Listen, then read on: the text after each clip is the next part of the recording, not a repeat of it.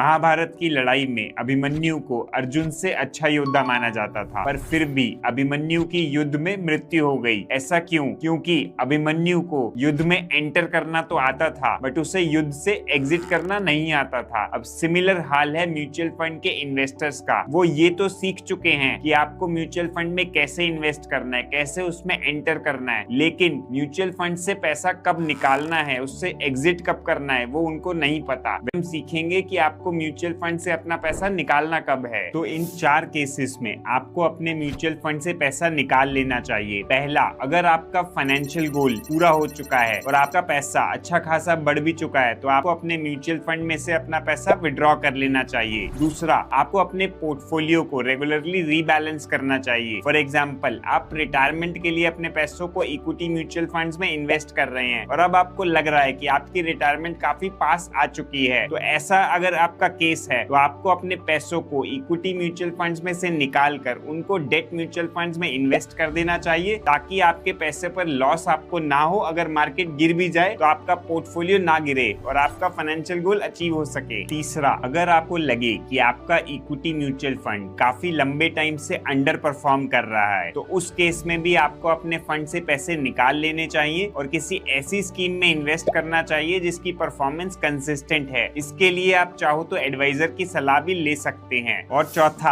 आपको अपना पैसा हमेशा इक्विटी, डेट और गोल्ड में मिक्स करके लगाना चाहिए, जिससे आपका प्रॉपर एसेट एलोकेशन हो जाएगा। अब इसके लिए आप 100 minus age is equal to equity rule को फॉलो कर सकते हैं, जिससे हमें पता लगता है कि हम कितना पैसा इक्विटी में इन्वेस्ट करें और बाकी पैसा डेट और गोल्ड में हम इन्वेस्ट कर सकते हैं। फॉर एग्जाम्पल, आपकी एज है 30, तो 100 minus 30 which is equal to 70, तो आपका 70% पैसा इक्विटी में इन्वेस्ट होना चाहिए और बाकी 30% पैसा आप डेट या गोल्ड में इन्वेस्ट कर सकते हैं। अब ये एसेट एलोकेशन आपकी एज, आपकी रिस्क टेकिंग कैपेसिटी और आपके फाइनेंशियल गोल्स पे डिपेंड करेगा, तो ये सबके लिए अलग अलग हो सकता है। और साथ ही साथ जब हम पैसा इन्वेस्ट कर देते हैं तो थोड़े थोड़े टाइम में ये एसेट एलोकेशन यानी इक्विटी और डेट का जो एलोकेशन है वो चेंज भी होता रहता है। तो जब मार्केट गिर जाए तब आप अपना पैसा डेट में से स्विच करके इक्विटी में लगा सकते हैं, और जब मार्केट काफी बढ़ जाए तो आपका जो इक्विटी का एलोकेशन है वो बढ़ जाएगा, तब आप वहां से पैसा निकाल के डेट में स्विच कर सकते हैं। तो आप अगर ये एसेट एलोकेशन भी करेंगे तो ये आपके लिए बढ़िया रहेगा।